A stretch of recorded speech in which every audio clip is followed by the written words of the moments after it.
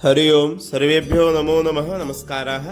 आप सभी का आपके इस चैनल में स्वागत है। हम लोग इस YouTube चैनल के माध्यम से प्रारंभ से ज्योतिष का अध्ययन कर रहे हैं और अध्ययन के क्रम में हम लोग बृहदवकहड़ा चक्र इस पुस्तक का अध्ययन कर रहे हैं।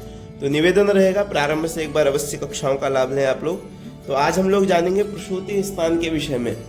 गर्भाधान के बाद जब प्रसव पीड़ा के बाद जब पुत्रोत्पत्ति होती है उसके बाद स्नान, प्रसूति स्नान क्या है उसको हम जानेंगे।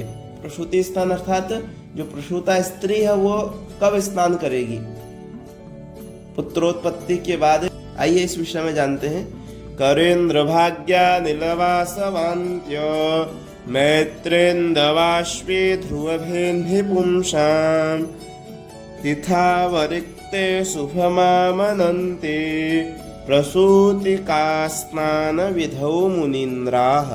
तो कहते हैं, क्या कह रहे हैं, तो करेन्द्र भाग्या नीलवासवान्त्य अर्थात हस्त, अश्विनी, मृगशिरा, पूर्वा फाल्गुनी, स्वाति, अनुराधा, ज्येष्ठा, धनिष्ठा और रेवती। कौन कौन से नक्षत्र हैं? अश्विनी, मृगशिरा, पूर्वा फाल्गुनी, हस्त, स्वाति, अनुराधा, ज्येष्ठा, धनिष्ठा और रेवती। ये जो 9 नक्षत्र हैं, इन 9 नक्षत्रों में ध्रुव संज्ञक नक्षत्रों में, ध्रुव संज्ञक नक्षत्र आप पीछे पढ़ चुके हैं।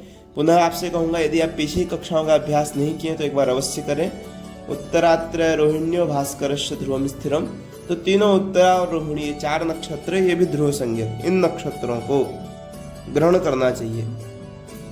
सूतिका स्नान के मुहूर्त के विषय में कह रहे हैं कि सूतिका यदि हस्त, ये जो नक्षत्र बताए हैं इन नक्षत्रों में तथा पुरुष संज्ञक वारों में। पुरुष संज्ञक वार कौन से? तो पीछे हमने इससे पूर्व की कक्षा में जाना था, आपने नहीं देखा है तो अवश्य देखें। तो रवि, मंगल और गुरु, ये 3 वार जो है इनको पुरुष संज्ञक कहा गया है। तो पुरुष संज्ञक वारों में तथा रिक्ता तिथि को छोड़ करके अन्य तिथियों का ग्रहण करके प्रसूति को स्नान करना चाहिए। उस तिथियों में स्नान करना शुभदायक होता है, ऐसा विद्वानों का मत है।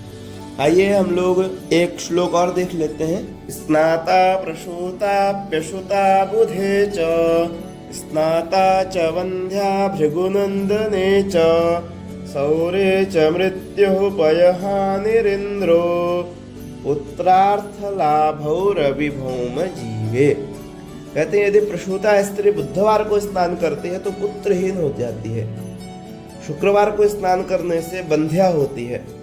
शनिवार को स्नान करने से मृत्यु के समान कष्ट को प्राप्त करती है। और सोमवार को यदि स्नान करती है तो दुग्ध का नाश होता है। इसलिए क्या करना चाहिए? रविवार को, मंगलवार को और गुरुवार को ही प्रसूता स्त्री को स्नान करना चाहिए। ऐसा करने से उसको पुत्र तथा धन सभी की प्राप्ति होती है। विषय स्पष्ट हो गया होगा। आइए एक विषय इसी संबंध में और है, इसको भी जान लेते हैं। प्रसूता स्त्री कितने दिन बाद शुद्ध होती है? तो अजा गावो महिष्यश्च ब्राह्मणेन वसूतिका दशाहेनैव शुध्यन्ते भूमिष्ठ्यञ्च नवोदकम्। तो कहते हैं अजा अर्थात बकरी, गावो गाय, महिष भैंस और ब्राह्मणी नवप्रसूता स्त्री। अजा गावो महिष्यश्च ब्राह्मणी नवसूतिका, ये 5 दशाहे नैव शुद्ध्यन्ते अर्थात 10 दिन के बाद ही शुद्ध होते हैं।